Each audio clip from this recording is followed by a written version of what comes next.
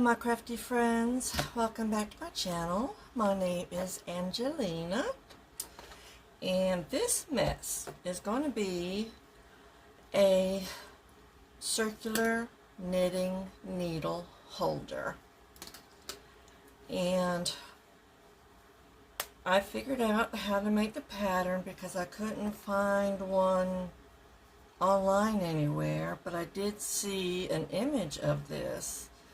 And I thought that maybe it was easy enough that I can figure out without making too much of a mess.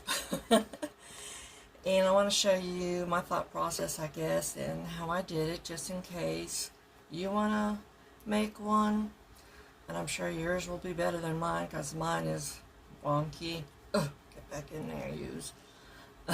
Okay. So, my first step was figuring out, of course, the size that I needed. So these are 16-inch needles. And so they are obviously a lot smaller than this 32-inch one. So I wound it up and I compared it onto this template of how big I needed, let's see if you can see this curvature to be. Ooh, that's a big word. And I used the 3 1/4 inch for that one, and I think it'll hold this one too. So I just needed to have this curve. This is my template. So what I did was, I knew I needed, a certain length and that curve. So I just kind of moved this down on the paper. I did not want it all the way to the bottom, because as you can see, you don't want it poking into where it's going to be folded up. So you want to leave yourself a good inch or half an inch on either side. This came out a lot more space, but it's fine. Hey, get back in there. You know, pop out on me because I'm handling it too much. So that's what I did. I'm going to leave myself this much room. There. I can move this guy now. Again, this is the 3 1/4 inch. And I just did that half circle. Then I used my ruler. And I carried out the rest of that line.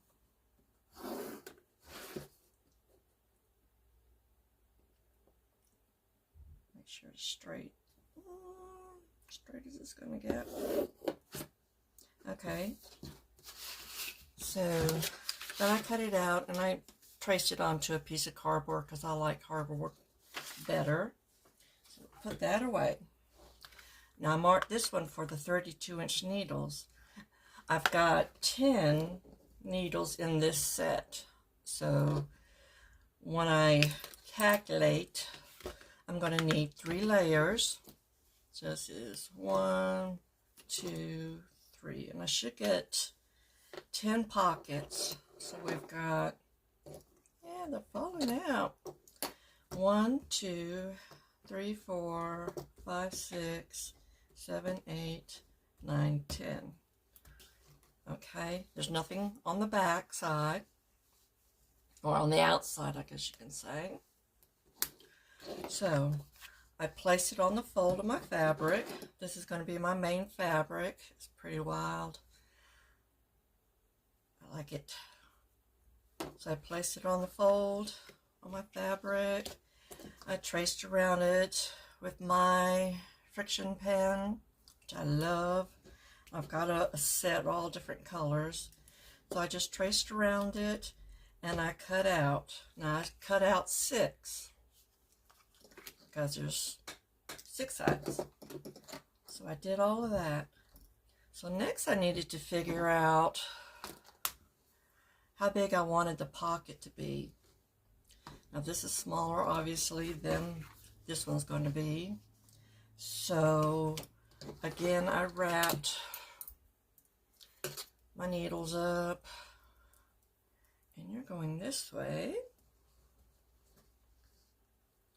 So I want to be able to grab them a bit, but I also want them to stay in, so these could have been a little bit longer. Stay there. So I just kind of measured that. I used this, and I said, okay, that's long enough. And so when I made another copy of this, I cut it off right there. So my needles should fit nicely, and they're uncooperative. My goodness, got to really wrangle them. And it should be easy to grab. And I went ahead and placed it on the fold of my fabric. You're going to need to cut 10 pockets. So I got all my 10. Oops, I'm going to iron this. And I did press them a bit so it has a nice little edge. And the reason why I went ahead and folded them over is to give it some strength for when you're taking things in and out. You know, you really don't want just the one layer. Now this is interfacing. It's double-sided interfacing, and I am going to use that to put between these layers because I do want a little stability. This is really wimpy, so I wanted some stability. So I will be ironing them, but not yet. I've got these little muslin squares. They're 1.5 by 1 inch, and that is what I used to sew onto the pockets. You could do labels, you could sew it, you could just write onto the pocket however you want it. I wanted it on a label just so that I can see, and I just used a Sharpie to mark what sizes they are. I knew if I used a sticker, it would eventually unstick from the fabric unless I glued it, you know, really well. But I like the thought of this. And so before I start assembling anything, I went ahead and just stuck them there. I used a glue stick, which I did not bring over here, and I just put a dab of glue just to hold it on there while I sewed around the edges on each one. So each pocket has one. I think I'm going to cut out one more, which I forgot to do, because I will forget what's inside here. So I'm going to sew on another little patch right here that says, you know, 16 inches. So before I do anything else, I'm going to cut another little piece here, and this one will be 32 inches to indicate what needle, so that I don't have to keep opening up everything. Okay, so I'm not putting any fusible here. It'll pretty much is sturdy enough, and it'll be sewn in, so it's not going to go anywhere. So I think just with it being folded over, if you want to, you know, feel free to go ahead and, you know, I would cut one of these in half. Which way? Yeah, cut one of these in half and just iron it in there if you wanted it. But I didn't feel like I needed to do that. So this is the first step, making your templates. Then sewing your little labels on all of your pockets. Okay, and then whatever fabric she used, and I messed up when I made this because by the time I cut out the next ones, I forgot which fabric I used for which, so it's a little bit different, but it's all the same fabrics and it's still cute. We're going to be putting the snap on, and you're not going to see it because it's covered by the pocket. Did I put it on in here? Yep, I can feel the other edge in there. So apparently, and if y'all follow me, you know I have no memory. So apparently I did go ahead and iron this all together, and then I went ahead and attached the snap, you know, and I will be doing that in a minute. Now, when I did this, I just, oh, I can't find it, it's way over there. Yes, I still have my squeaky chair. So I just kind of winged it. You know, I just kind of saw I wanted a corner, and I'm not sure which one I used. Which one's big enough? That one looks like it. So this is the 1 3/8. So again, I used my little circle template. And I drew a 1 3/8, and then I kind of held the paper to see, you know, how much I needed in thickness. And I figured if I needed it that long, we will see how long this is. That helps, don't it? So that's like 3.5 inches is what I needed. 3.5 inches, I figured would cover all that bulk. Now when I did the template, it was first square here, but the square, it was showing, this fabric was showing when I pinned the binding on. So I went ahead and made it just a little bit curved so that it would fit in there. Here, this might be easier. So that would fit in there. So that's how I went ahead and did that. And cut 2 of these and 1 piece of interfacing. I think that's big enough. Scrap. Yeah, that'll work. Because I wanted it, you know. This is going to be used a lot, you know, if you open it and closing. So I wanted that extra layer of interfacing in there just to hold it in stability and so that it just won't rip out of the fabric. Okay, so let's go ahead and get these sewn on. Get this ironed. Here are the other ones, and we'll iron them together, and then I'll show you what the next step was. Okay, I hope this isn't too confusing, and I'm sure you're way smarter than I am. I'm kind of making this for me, the video for me, so that I can remember how I did it, because I can barely remember making that one. So I'm going to do all that.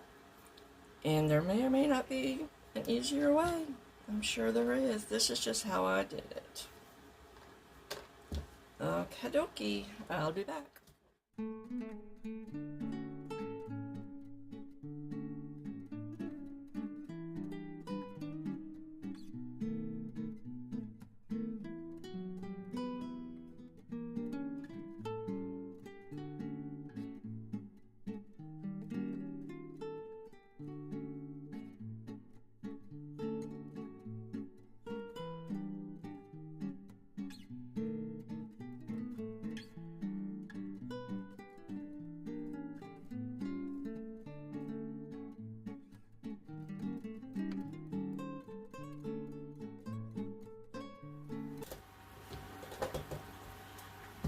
Okay, so here we are. I have folded the pockets in half, and I have sewed my little square on. I have ironed the 2 pieces together with the interfacing inside. Now this I chose to be my outside piece. And I had the flap in my hand just 2 seconds ago. Here it is. So this is going to be like this. Now, we do have to attach snaps, but I found, since this is such a narrow piece right here, my foot was hitting the snap, and I don't think I was getting as good where I wanted to sew. It was pushing, you know, it out of the way. So I'm going to wait, and I'm going to sew the binding on before I attach the snap. And I just kind of put a hole in here. Oh my God, how does that disappear 10 times? There it is. This is all the same color. And I'm just going to mark that, and that's where I'm going to put snap after I do the binding. Okay, so that is out of the way for now. Now I'm going to attach the pockets. As we can see, nothing on the outside, but we've got the on the inside. So you can do it any way you want to. This is the outside piece, so you're just going to have the 2 pockets. You can use pins or clips. I just kind of want it to stay put. while I sew it. I'm going to baste these on, and I'm going to use the machine because it's just quicker. I'm just going to baste the pockets on around so that they're not moving around when I'm trying to sew later on. Now these are going to have pockets on both sides. So what did I do? I did one this way so that I wouldn't run into any pins. And then I did this one, and I did it this way. Okay.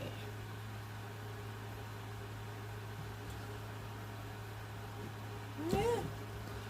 Stay there.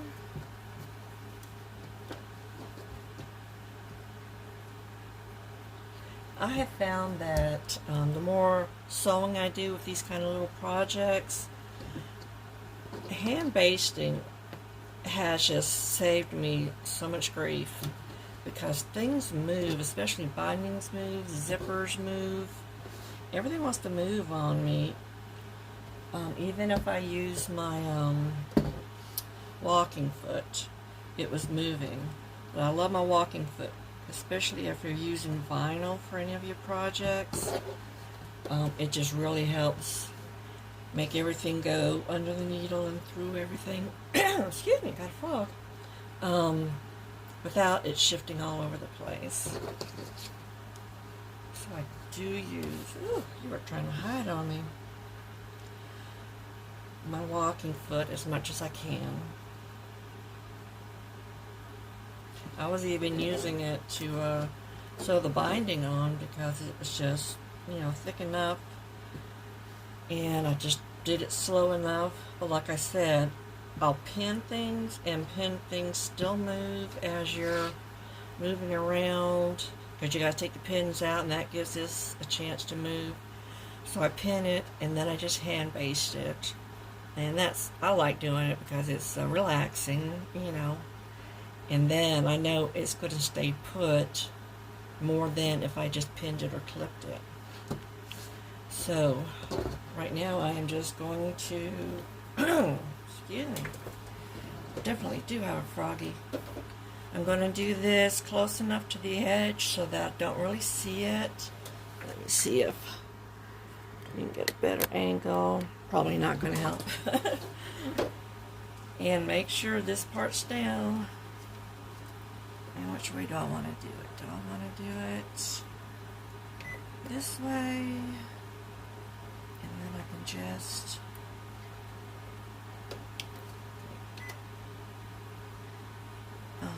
so this is less than 1/4 inch. Remember to hold your tails out of the way. If you don't hold your tails, that first few stitches is going to bunch up and create that bird's nest. So that is just a nice little tip to remember.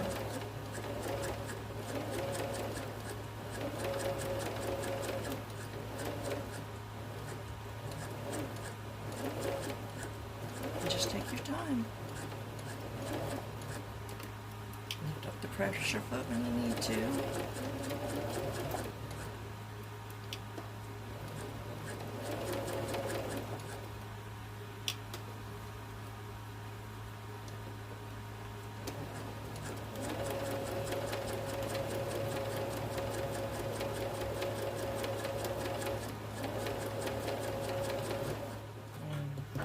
Okay, I have finished sewing my pockets in.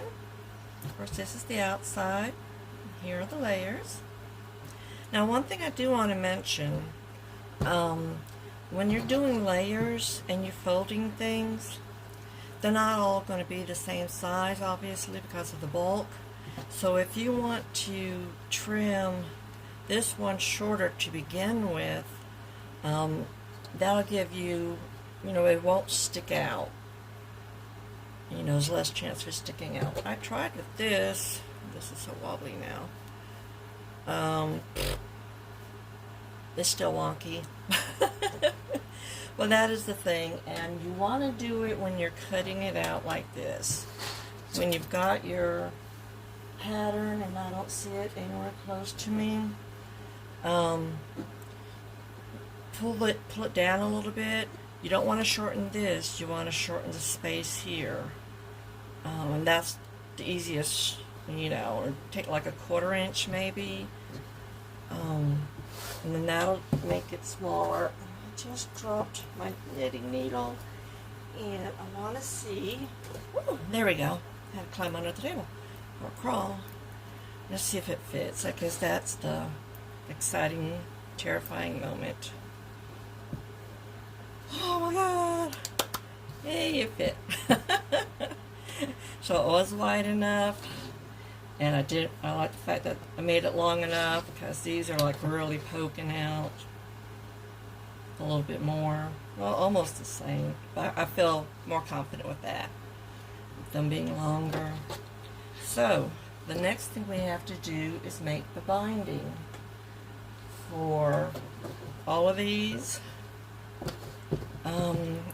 Let's take this out first.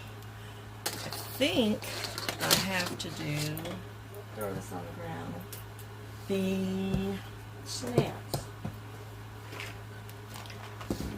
And I think I did it wrong. I should have done snaps first. I forgot again. So the snip is going to be here. Yes, I did do it wrong, because I didn't want it to show on this side. So I had to do the same thing on this, because I used the wrong snap pieces, because I hadn't put snaps in a while, and I did it wrong. So I just took the binding off just like this. No big deal. Sew it back together real quick.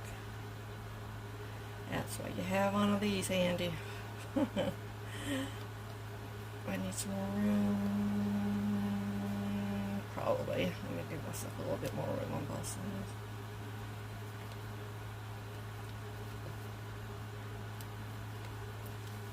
Okay. Click you out of place. Out of the way. So, let's go by this one. And I did the hole somewhere. I want to make it far enough away. Am I even in camera? Yeah. Far enough away so that it is not getting interfered with. Because I think it was almost hitting that the last time too. And we will figure out how to do these snaps. Just move you over. And I just have these camp snaps. I'm sure I bought them off of online. I know that much. So we need this. We need the pokey tool. And we need to decide what colors. And this dark blue will match. Grab enough of these. Hopefully I'll grab the right thing. Okay. These are the two that throw me. This is where this snaps in. So I need one to go with that and one to go with that. Right? Right. These ways so I don't get confused. Let's see if I can do this right the first time. Ow.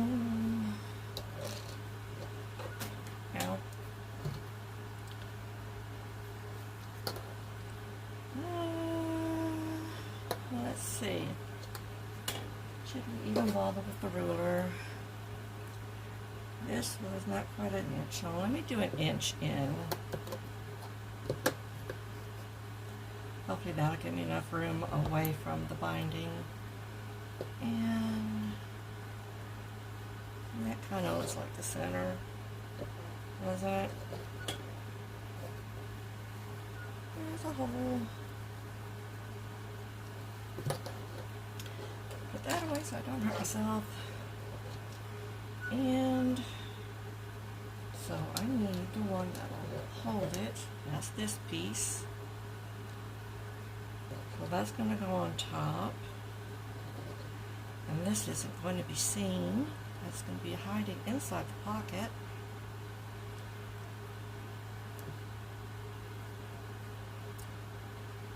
Get this side up. Press it together a little bit. Cross your fingers. And squeeze. Okay. So now I can sew that back together so you don't see that. And this is the outside, so you see that. And I am not going to do a strap yet. First off, because I can't find where I hid it. But I have to do the binding first, because like I said, it got in the way last time. Unless I move it some. But why chance it? I'm just going to save these two pieces here and put this back away so that I don't get confused. Now, there are tons of videos, as always, for how to make your own binding. I used this one. It is the 18 millimeter. So when you put something in it, you want your strip of fabric to be 3/4 inch. No, you don't. That's what happens when you come out. Okay, I put the things on the wrong here.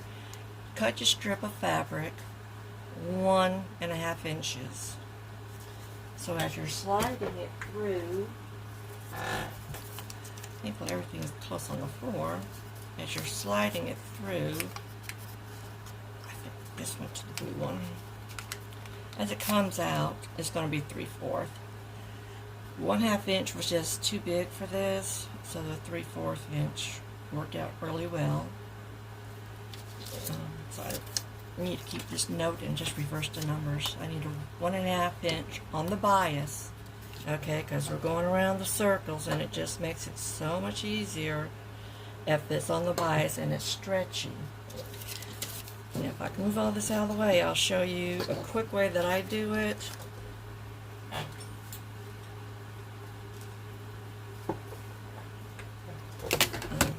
Hopefully this is up high enough. Let me see, do I need to make it go up higher? Don't get sick. Okay. So I'll be on the floor with my cutting board. And here's the fabric I'm going to use. And I've got enough, like you see, to cut this way. Like, there are a lot of ways to do it. And for me, what's that saying? 6, half a dozen of the other, blah, blah, blah. So I've got this. It's got a 45-degree angle mark. Let me see if I can figure it out the first way. Okay. So that is 45-degree angle, 45-degree angle. And I can move it wherever I want. Now this is going to be the first strip.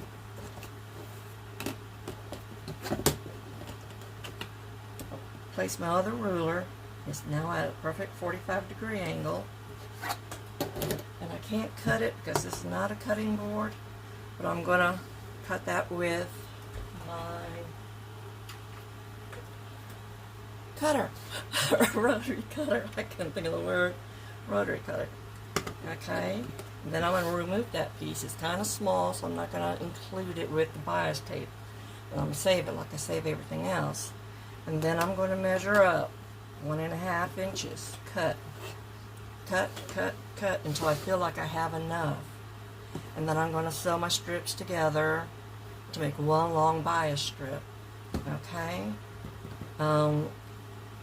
That's just the easiest for me. You can go ahead and do the fold this, sew together, and then cut on the lines. Since this, I need just a small amount, not enough for a big quilt. This is just the easiest and the quickest. You know, getting that on the 45-degree angle, making that first cut, and then, you know, increasing my cuts until I have enough. Alright, so let me get to doing that, and I'll be back.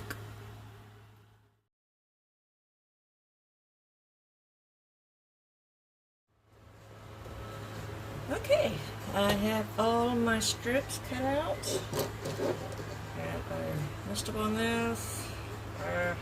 Hopefully it won't show up anywhere. So since I wanted to show you everything instead of you having to look for lots of different videos, I'll finish up showing how I did this. So we can go ahead and you put your first strip down. And again, this is just one way of doing it. I don't want this in there, so I'm going to butt that up the edge. Up edge, up the edge. I'm going to pin it. Okay, so this one, the second one is face up. This one is face up. This is face down, my bad. So when you sew it, when you turn it over, it's going to be like that. So remember, face up, face down. Now I can't sew a straight line, so I'm going to mark my line from here to here, diagonal lines. If you didn't have these, you can also do it, straight seams, just whatever you feel comfortable doing. Okay, so now this goes face up, and this goes face down. Again, I want to make sure I cut that part off, so let's move up here, move, and I pin it. Now, if you saw the pictures that I attached before this, the fabric was getting so long that it was running off my cutting board, so I just flipped the fabric over and it stayed. Here's where I was cutting it. I flipped that part down and I just made sure this edge stayed, and I cut a couple more to make sure that I had enough. It still wasn't a lot of folding where I had to think, gotta go this way, that way.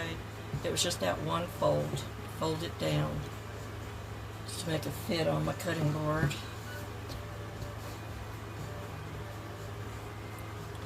This was the first way that I learned how to do the binding strips of quilts, and it was easiest for me to remember, I guess because I've been doing it for so long. I don't know if any other ways are easier or quicker. I think it's just all preference. So don't let anybody tell you you're doing it wrong. You're just doing it different. You have to be on the end.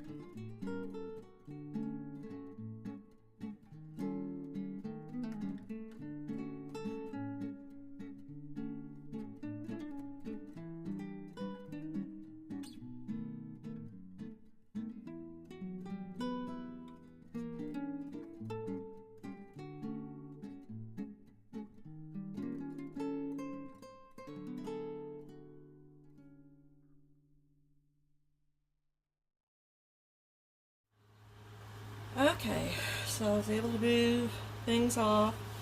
I've had this. This is the first thing I bought when I started quilting, so it is over 30 years old. Can you tell? That's either from the starch or from interfacing. So I'm going to open up both of these, and I've got these silicone thingies on my finger because I burn my fingers all the time. It just gets so hot. I've also got this blue set. I think these are really thimbles, and the blue set is for the heat. I think they're both silicone, so should work. I haven't ironed my fingers in a while, but the steam comes out, and that's what gets me. So,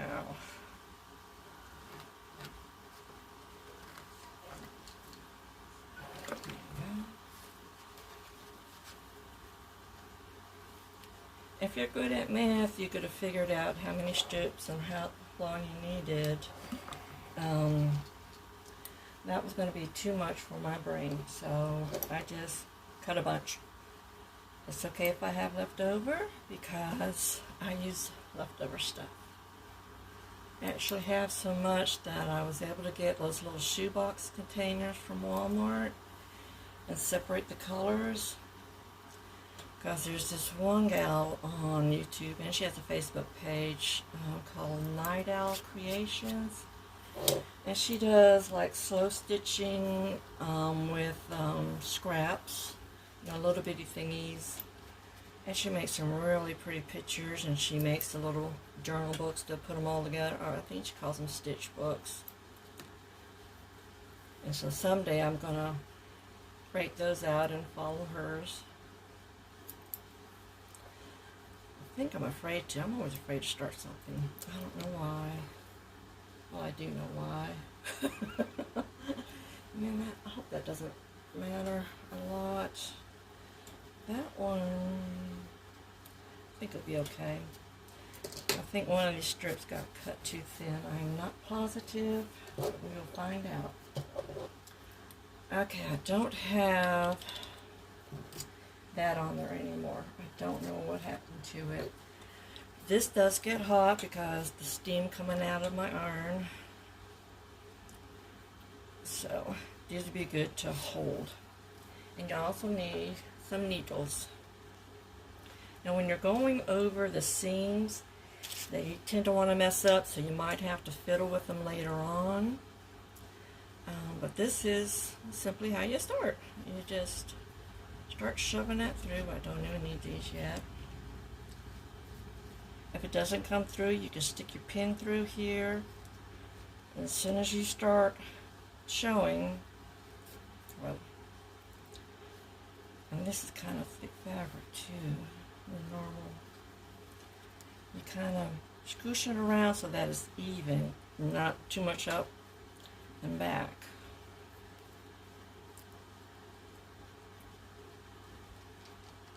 Now, I'm going to go ahead and try to hold that in place with the iron real quick. Okay. And what I do is to hold it down so that it doesn't move while I'm moving the tool, binding tool. I don't know if it has a specific name or not. Okay, I try to get everything nice and neat and ready. That's even. And you're just going to do this in small bits. Okay, you're going to move. So you got to do it the opposite way. Pin it this way so that it's going to stick. Unless you had 3 hands, you can hold that. I don't. And I'm not putting my foot up here. So I'm just going to move it a little bit. See all that steam? Oh, it's good. And I'm lifting up. I'm not trying to shift it any which way. Just lift it up. I'm making sure it's going in here, you know, straight as I can.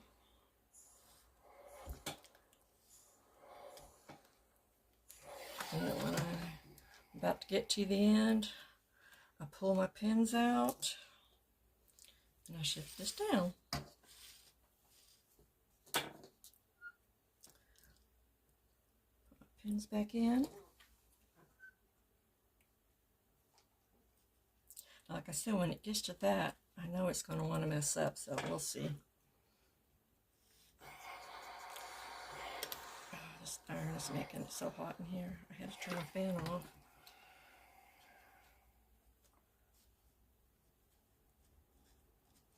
See, it really does want to get... There we go. See if I can get that flattened. See, so you just mess with it a little bit. That bad boy cool off. That's all I need for the needles. So then what I do is I fold this in half and I give it a little press, because it just helps so much for it to keep its shape while I am, oh gosh, you know, pinning it to, you know, around pieces. Whoa, there comes some steam.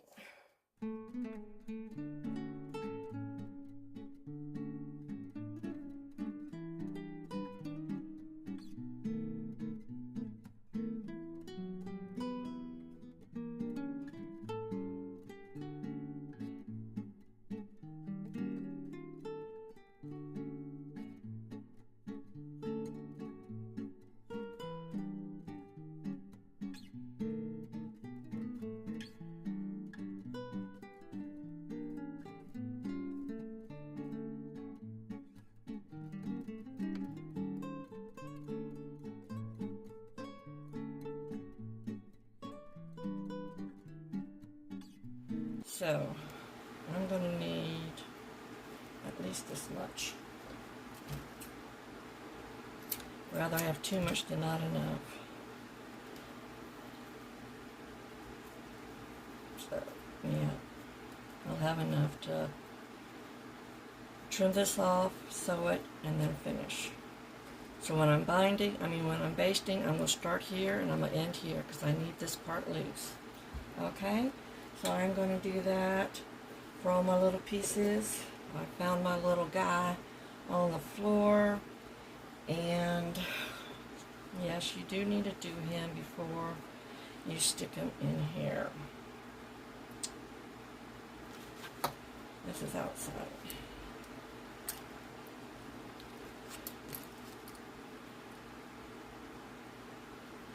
So don't do this yet.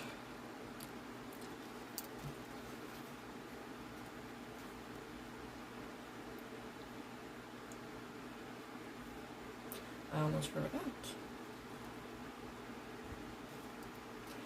I would have remembered as I was taking it apart. Okay.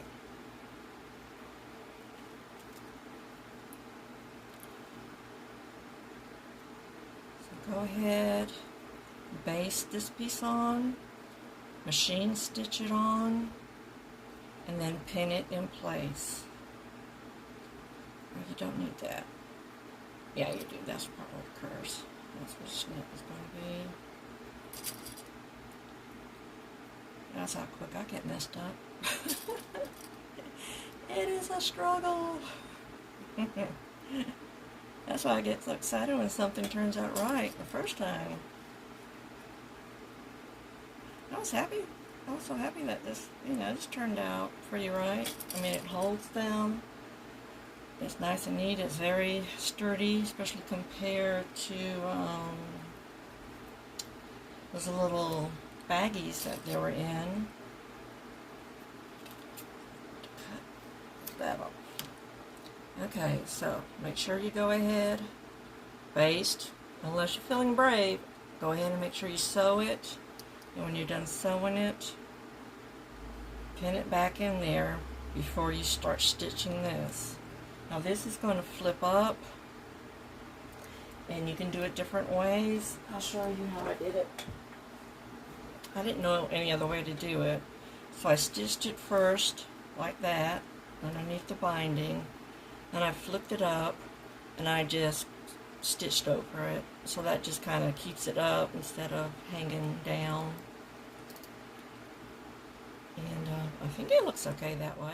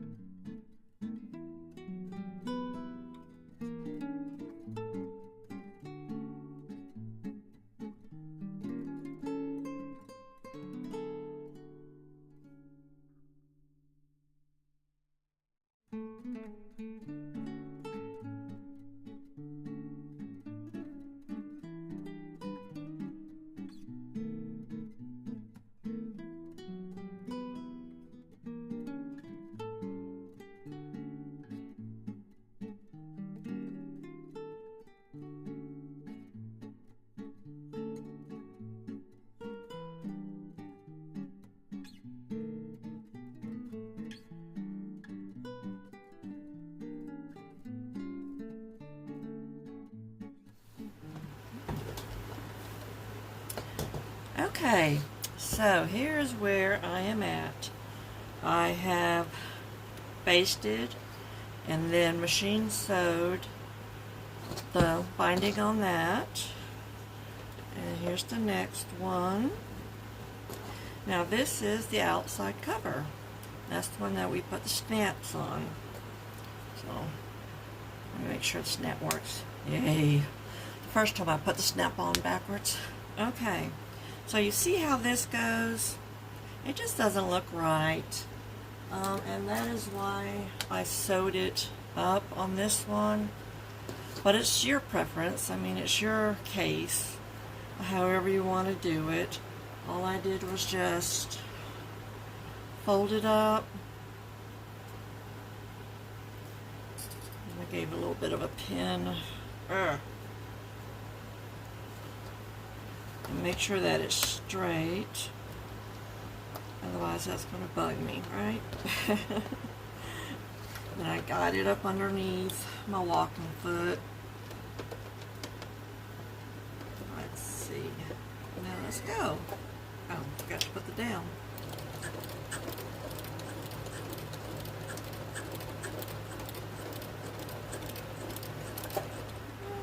Come on.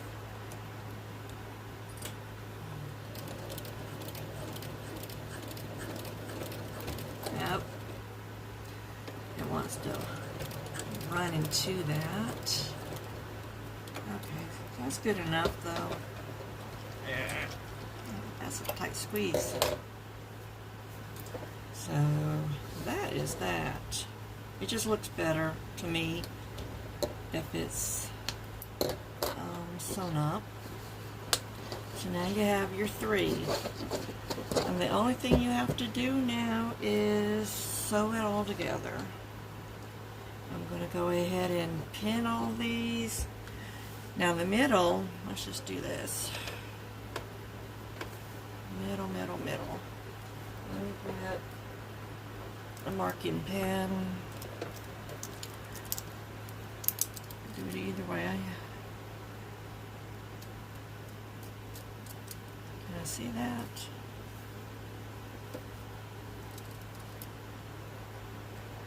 Oh my God, I can't do it straight.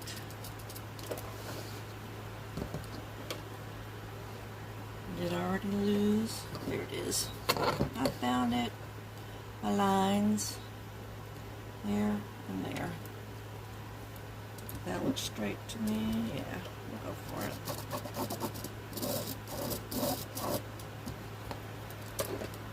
Okay. And we'll put that on top. I'm going to just line these all up the best I can. And I love my Wonder Clips. I use pens, but I also use Wonder Clips. I mean, they all have a place to be used, a time to be used. Probably don't even need to do that. Let's see if they'll move. I'll probably have to move it with my hands.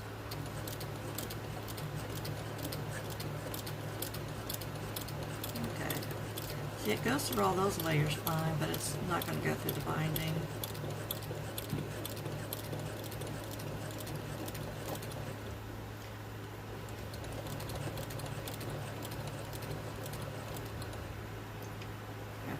Fun part's getting it back out.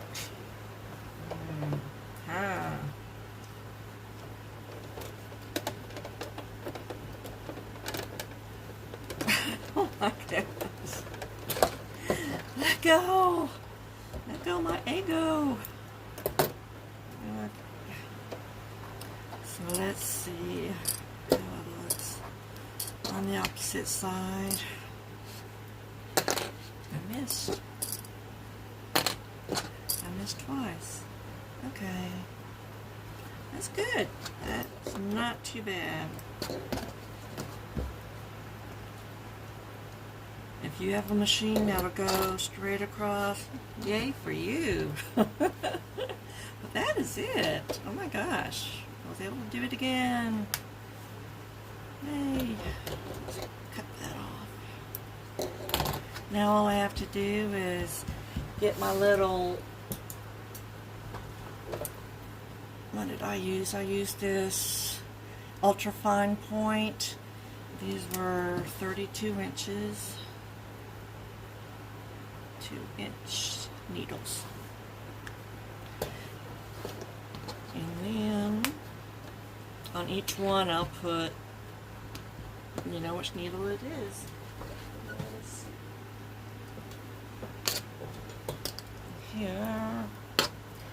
Here is your new home, little guy. Scoot down there. Voila. I'm happy with that.